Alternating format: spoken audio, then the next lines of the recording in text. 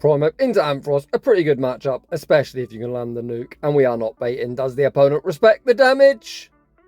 Welcome back to the channel. Season 20 gave a huge buff to poison types, so you know my signature team's going to be back better than ever. For those who are new to the channel, I've been running a double dark poison backline all the way since season 8 in the Ultra League. It is phenomenal, as dark poison is a very good defensive typing, only having a single weakness to ground. Not only have the dark poisons got to look out for ground types, they also can struggle into common steel types like Cobalion and Registeel. So to cover these weaknesses, I've always run a fighter in the lead in an ABB style team. Poliwrath was the fighter of choice, especially when it got its legacy move of counter. However, the release of Annihilate made that variation of the team quite difficult to run. Last season, I switched out Poliwrath for my own Annihilate and I had great success. I was able to gain over 400 elo and reach legend rank. Of course, this season counter has been nerfed. A lot of people ask me, what am I going to run in the lead? Well, the answer to that is Annihilate's pre-evolution Primeape. Primeape does have access to Karate Chop. It's actually a legacy move, so if you want to use Primeape, it is going to require you invest in an elite fast TM, but my god is it worth it, as this thing has lightning fast pacing. A stab close combat is mandatory. If you're going to run a fighter, you need some fighting type damage, and my god, does a stab close combat from an attack weighted mon like Primeape hit hard. The second move is kind of up to you. I'm personally opting for Night Slash. You can run Ice Punch for coverage. Today's battles have been submitted to the channel by my friend Cutlassboy. He was kind enough to run my team, so without any further ado, let's get into the battles. And in game 1, Cutlassboy sees another friend of ours, J-Frog. Cutlassboy picks up a great lead. J-Frog tries his luck, catching the double resisted close combat onto Decidueye unsuccessfully. Cutlassboy fires off the Night Slash, forcing chip into action, and then sends out Drapion. After chipping this Decidueye, they're now in a single move range from Drapion. Drapion is going to be able to fully wall this thing unless on the off chance J-Frog is running that Hail Mary Brave Bird. As he fired off the Spirit Shackle, it suggests he hasn't got it. He's also not a fan of baiting, so I'm more than certain if he was running Brave Bird, we would have found out. Back out comes Alolan Muck. Alolan Muck looks to remove Drapion from the field of play with the Dark Pulse, but Drapion holds strong and reaches the departing Sludge Bomb, getting Muck below half health. Back out comes Primeape. Cutlassboy heavily overfarms before looking to fire off the kill shot. Close combat forces the first Protect Shield, and we see the pivot into Skuntank, baiting out Nidoqueen. Nidoqueen, of course, does have that one-shot potential with that Earth Power. However, Skuntank still with 2 Protect Shields, too high beyond, so Cutlassboy looking in a good position. This is almost certainly a Poison Fang bait, but we've got 2 shields, we may as well start using them. We shield up the Poison Fang, fire off the next crunch, and this should be forcing the final shield, and it does. Cutlassboy still with shield to high behind again, probably a bait, and Cutlassboy actually looking to call it. We then see the Simul swap. Cutlassboy anticipates Muck returning to the battlefield, and we're going to vanquish it back to his Pokeball with the close combat. Nidoqueen gets the poison jab, farm down Skuntank, just too healthy. Cutlassboy going to invest the Protect Shield. Poison Fang will be lowering our defense, but Nidoqueen unable to poison jab, farm down, and we're going to give him that bad manners flamethrower. GG's to both trainers. Skuntank does of course have access to the buff move of Trailblaze, however I do think Flamethrower is the way to go with this team setup. Not only to give you coverage into opposing Dark Poisons, Mandibuzz, it also hits them Steel types incredibly hard. In the next battle, we see Gator in the lead. Cutlassboy tanks the Hydro Cannon. He's then going to heavily overfarm before looking to fire off the close combat. Close combat! Boo! Go shielded. Why is everyone respecting the close combat damage?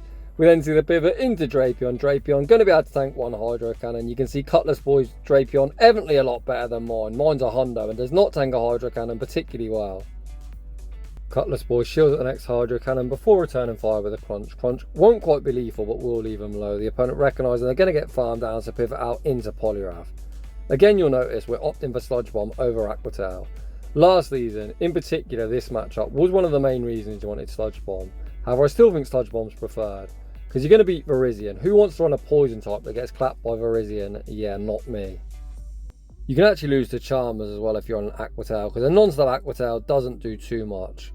You can't hit Cobalion for neutral, but just spam them crunches, fish for defense drop. It's really not as bad as you'd think. Not only that, we've also discussed previously, we've got flamethrower coverage for them steel types on our Skuntank, and this season no one is respecting it, as I imagine almost every other Skuntank is going to be running Trailblaze. Speaking of Flamethrower, here's another matchup it's going to be advantageous into, but unfortunately, one Flamethrower isn't lethal, and we are going to take a heartbreaking loss. In the next battle, we see Primeape into Ampharos, a very nice lead, especially if you can land the nuke. Cutlassboy not baiting, does the opponent respect the damage? They do not. Holy, the opponent near gets one shot, and we then see the Simul swap with Drapion into Gator. If you're unfamiliar with how an ABB team works, in all neutral leagues, you do want to eventually pivot into one of your B types. In this team, the safe switch will be Drapion, looking to bait out a potential ground or steel type. You can then send back out Primeape, look to clear it, and your second B type, which is Skuntank, will have the best chance of sweeping the back line. However, in this matchup, it's actually a simultaneous swap. Dark Poison, again, a very good type in. It does very well into Gator or Ghosts in general due to Dark resisting Ghost. Cutlassboy obtains himself shield advantage in the mid game. Back out comes Ampharos. Cutlassboy gonna invest in Protect Shield, blocking up the Thunder Punch. We get the Karate Chop, farm down, and out comes Clefable. This game is signed, sealed, and delivered. Is there another Shadow Claw user, which Skuntank is going to do very well into? You can see we're trying to swap. We get the boost, so it's mandatory you shield it. Oh boy, it looks like perhaps Skuntank will get a well-deserved rest on the bench. The next Night Slash, forced to Protect Shield. No, we get the double boost. This poor Glissapod is about to get one shot by a Night Slash, which doesn't get the same type attack bonus, but that's sometimes how RNG goes. GG's to that trainer. In the next battle, we see Clefable in the lead. To better response in the back, we say switch into Drapion, baiting out Shadow Machamp. Again, a matchup where Sludge Bomb is very, very nice.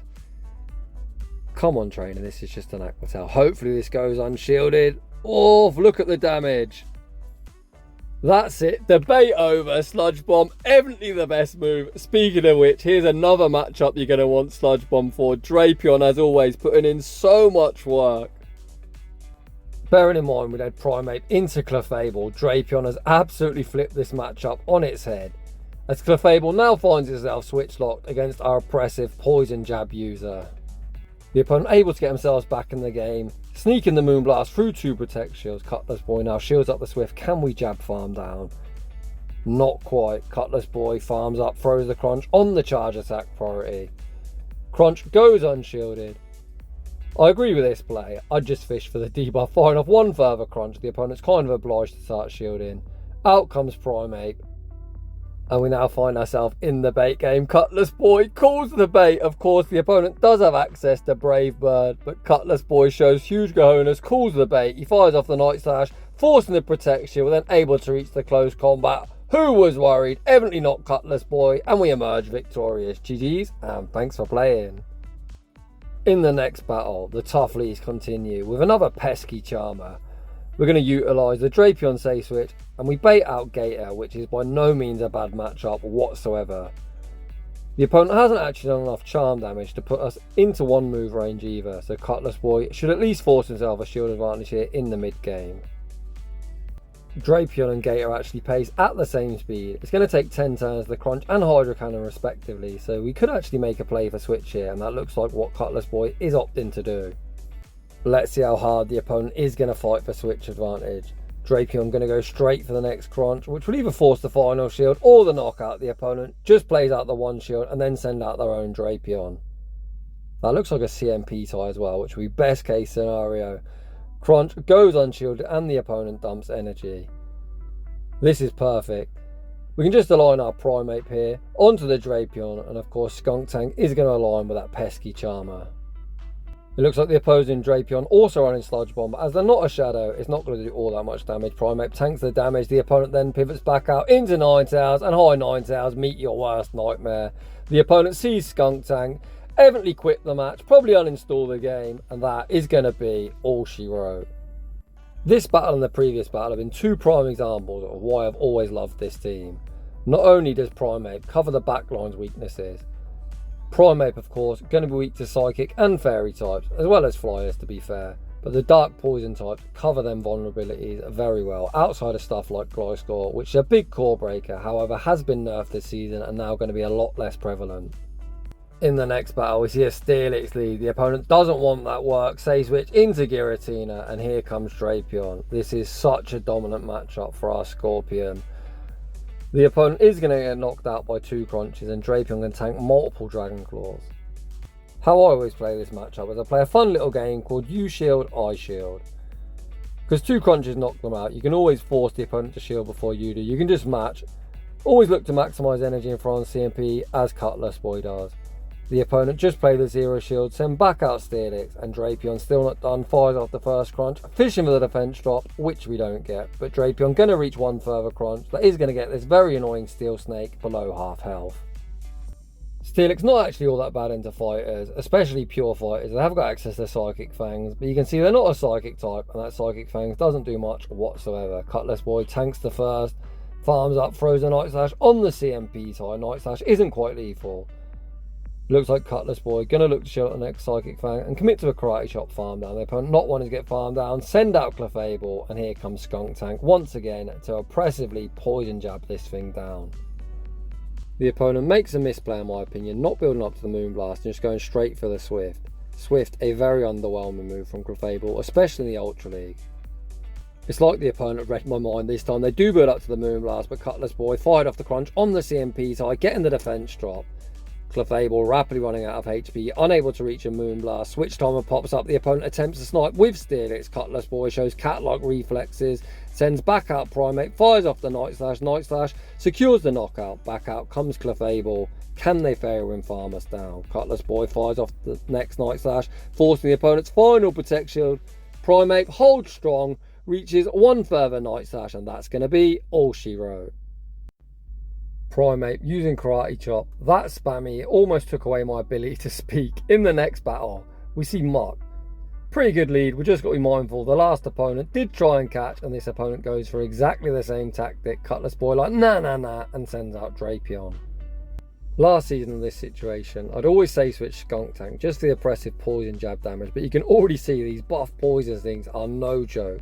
Bearing in mind this is a 4.5 EPT move, which essentially shouldn't really do damage. It's more for energy generation, and they are really chunking. It's pretty absurd to see. Cutlassboy manages to obtain himself a 2-0 shield advantage. I still can't quite get my head around just how much damage them poison things have done, as Tapu Fini is already below half health. Cutlassboy sends out Skuntank. Unfortunately, we do get baited with the Surf. Surf does do more damage now, but Nature's Madness still would hit slightly harder. The rework to Surf actually does make it Tapu Fini's most energy efficient move at 1.57 DP. Nature's Madness is 1.52, however it does come with a 100% chance to debuff your opponent's defense. As Muck re-enters the arena, we see another situation where Flamethrower is going to come in. Very nice. Flamethrower does a solid chunk of chip damage, getting over the wham bam combo play, fire off close combat, returning Muck to their Pokeball, and out comes Zard. If the opponent can wing attack farm us down, we could be in a bit of a sticky spot. However, we get the boost, hold that fort. Zard going to be straight in and straight out. As a resisted close combat, easily going to pick up the knockout. GG's and thanks for playing. In the next battle, we see the battle of the buff fighters, both using Karate Chop. However, Pangoro, due to their sub-dark typing, takes super effective from fighting, so they say switch into Gator. Gator gets rocked deep into the red by the close combat, and we utilise the Drapion say switch. Drapion going to absorb the Hydro Cannon. The opponent already doubled up, and I think at this stage we're just going to shield and commit to the full Poison Sting farm down. Poison Sting used to be so difficult to farm stuff down, that buff coming in super clutch. Back out comes Pangoro, and again we're going to see Sludge Bomb coming clutch. The first Sludge Bomb rocks them below half health, and the opponent now finds himself in a really tricky spot. Do you just completely sack this, or are you going to be forced to shield, knowing that Primeape will be returning and having its wicked way with you? Not only does Drapion force a shield, the opponent unable to Karate Chop farm us down. The opponent shows very nice count in front on the CMP type, and this time it's the opponent's turn to get the boost. There really is no point in baiting. The opponent full sent the close combat. Primeape sacrificed to the Pokegods, but what a call it was. We're trusting in Skuntank to close, and out comes Trevenant. This is such a dominant matchup for Skuntank. Everything in their arsenal is resisted, whereas we hit the neutral with the poison jabs and super effective with either the Crunch or Flamethrower. Of course, in this situation, you always want to go Crunch, as it is much better DPE. Cutlassboy ends up playing to the CMP tie. He does not win. Shout out to my buddy Home Slice Henry, as I'm always stealing his quotes, but this game is still over. We're going to fire off the Crunch, poison jab farm down Pangoro, and emerge victorious. GG's. In the next battle, we see Virizion lead. 2 better responses in the back. We see the instant pivot into Drapion, baiting out Hydreigon. It's how I like to play the Virizion matchup. I would have thrown 4 Karate Chops, then looked to catch a potential Leaf Blade onto Drapion, just looking to absorb the energy and bank some energy in return on my lead. However, of course, you don't need to be super fancy, just pivot into Drapion more than gets the job done. This matchup again, a prime example where Sludge Bomb is the advantageous move to have, enabling Cutlassboy to control switch advantage, meaning we can align our Skuntank with that Virizion, and hopefully whatever's in the back is not going to fancy the work of Primeape. Out comes Typhlosion.